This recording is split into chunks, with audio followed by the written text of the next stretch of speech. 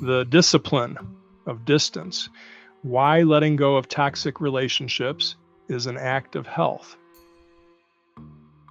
In the pursuit of holistic health, much attention is given to nutrition, exercise, sleep, and stress management. Yet one of the most overlooked determinants of well-being is the quality of our relationships.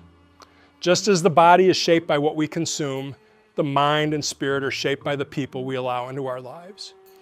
When those relationships become toxic, distancing oneself is not only beneficial, but also often necessary. There is a quiet devastation in staying too long near someone who diminishes you. It does not announce itself with sirens or visible wounds. Instead, it operates at the cellular level, eroding sleep, contracting breath, tightening the shoulders, flooding the bloodstream with cortisol long after the interaction has passed. The decision to distance oneself from a toxic relationship is not, as some would suggest, an act of selfishness or weakness. It is, in the deepest sense, an act of physiological and psychological survival. A toxic relationship is not always defined by overt abuse or dramatic conflict. More often, it manifests subtly through chronic negativity, manipulation, emotional depletion, lack of reciprocity, or persistent disrespect. And these dynamics can exist in friendships, family systems, workplaces, and even long-term partnerships.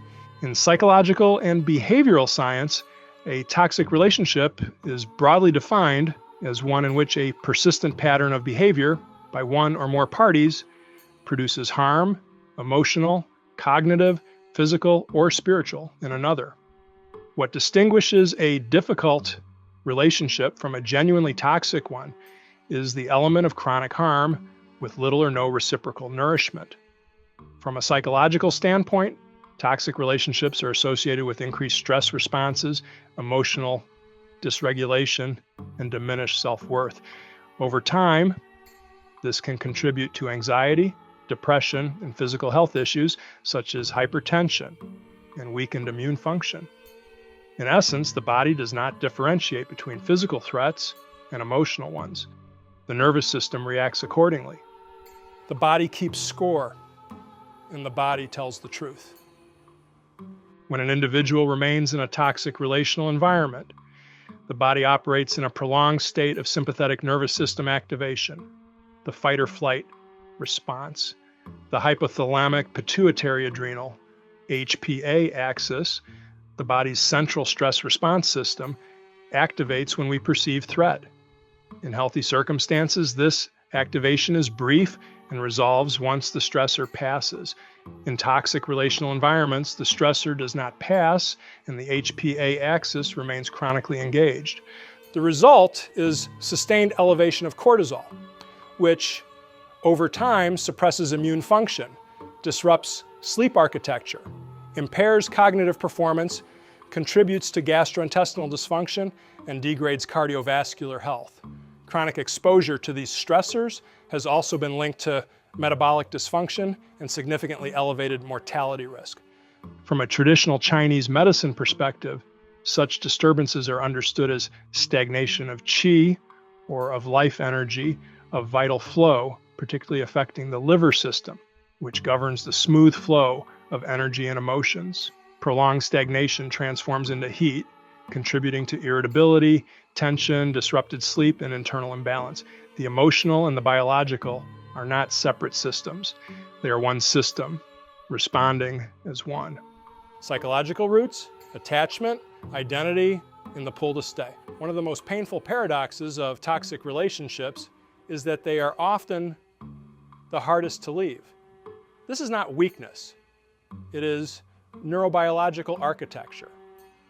Bowlby's 1969 attachment theory established that human beings are neurologically wired to seek proximity to attachment figures, even when those figures are sources of fear or inconsistency. In fact, environments characterized by intermittent reinforcement, alternating between warmth and hostility, produce particularly powerful psychological bonds.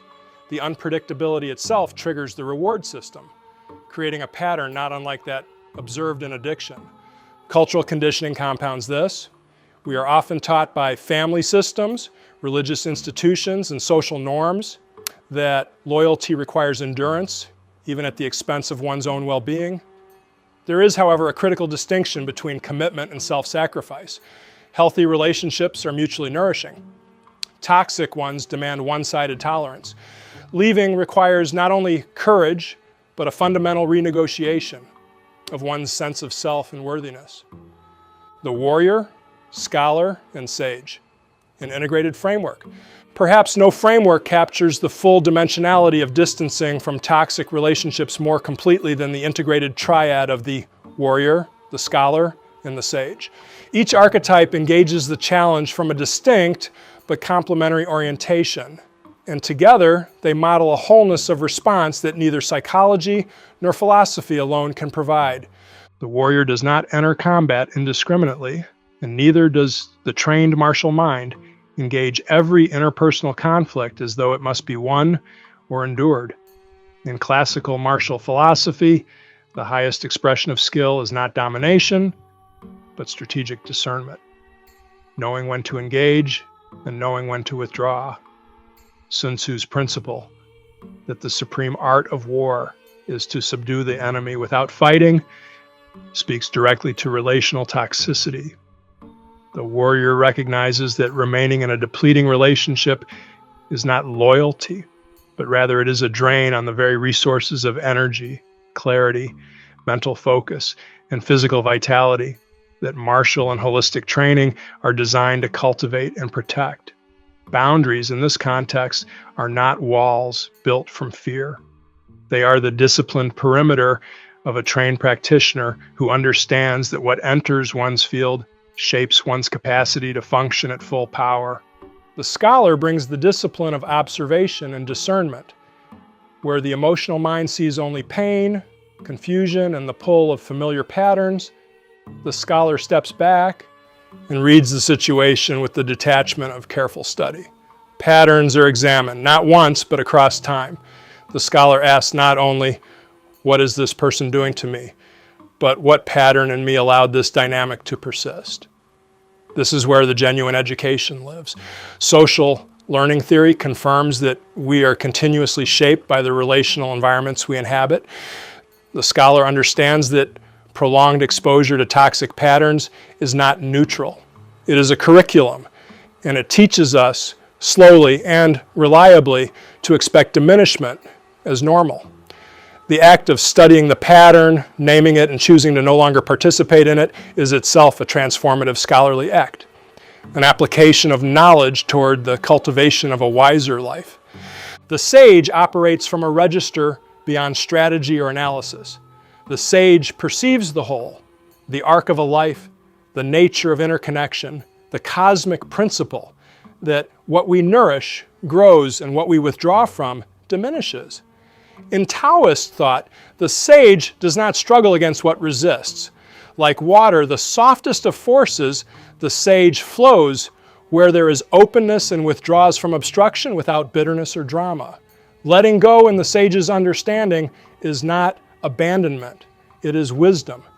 It is the recognition that some connections, however long they have endured, are no longer aligned with the direction of growth, and that releasing them is an act of love for both parties, freeing each to find their proper place in the larger pattern. The sage also holds the deepest awareness of what Rogers in 1961 called unconditional positive regard, and understands that offering it does not require remaining in proximity to harm. Together, the warrior, scholar, and sage form a complete response. The warrior protects, the scholar discerns, and the sage releases with grace. No single archetype alone is sufficient. The warrior without the scholar becomes combative. The scholar without the sage becomes cold. The sage without the warrior becomes passive. But integrated, as the ideal of holistic practice demands, they produce a practitioner capable of navigating one of life's most difficult passages with both strength and wisdom. Distance as a form of self-respect. Creating distance does not always mean dramatic confrontation or complete severance. It can take many forms. Reducing the frequency of interaction, setting clear and consistent boundaries, limiting emotional investment, or choosing not to engage in harmful patterns. For many people, a gradual reduction in contact accompanied by internal boundary setting and the cultivation of healthier relationships is both safer and more sustainable than a sudden break. This process requires awareness, discipline, and a willingness to endure the temporary discomfort of asserting one's needs. There may be guilt, resistance, or even backlash from the other party. Yet this discomfort is typically temporary, while the benefits are enduring. From a behavioral psychology perspective, boundary setting reinforces self-efficacy, or the belief in one's ability to take meaningful control of personal circumstances.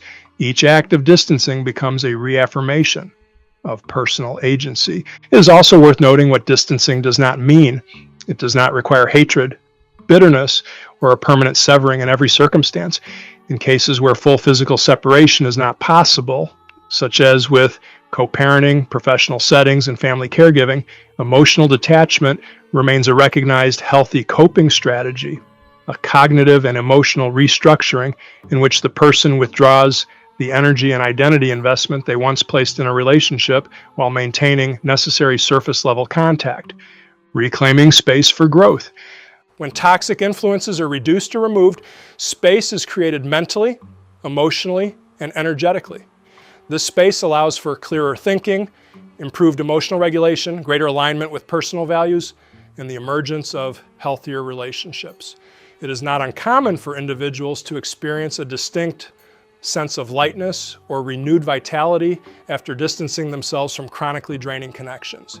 This is not coincidental. It is the natural result of removing a sustained stressor from the relational field. Social ecology matters profoundly to psychological development and ongoing maintenance of well-being. Research on social relationships consistently demonstrates that supportive, positive connections enhance longevity and resilience, while negative interactions produce measurably opposite effects. Choosing with intention who inhabits one's relational field is not elitism. It is ecology in the understanding that what we allow into our environment shapes who we become. Somatic practices are among the most effective tools for navigating this transition. Tai Chi, Qigong, and Dao Yin cultivate continuous awareness of the relationship between emotional states and physical form, training the practitioner to recognize the body's responses to specific individuals and environments, and to distinguish genuine safety from mere familiarity. The discipline of daily practice creates an internal reference point, a felt sense of what balance, openness, and ease actually feel like in the body, making it harder to accept their absence as the price of connection. A necessary act in a culture of overexposure. In a world of constant connectivity, social media, digital communication, and societal pressure to remain perpetually available, the ability to step back is no longer simply a psychological skill. It is a survival competency. Not every relationship deserves equal access to your time, attention, or emotional bandwidth. Just as the trained practitioner is selective about the food consumed, the information absorbed, and the training methods employed, so too must they be selective about the relational influences permitted to shape the internal environment. The warrior, scholar, and sage all agree on this point. Discernment is not coldness. It is clarity. And clarity in holistic health, as in martial practice, is a prerequisite for power.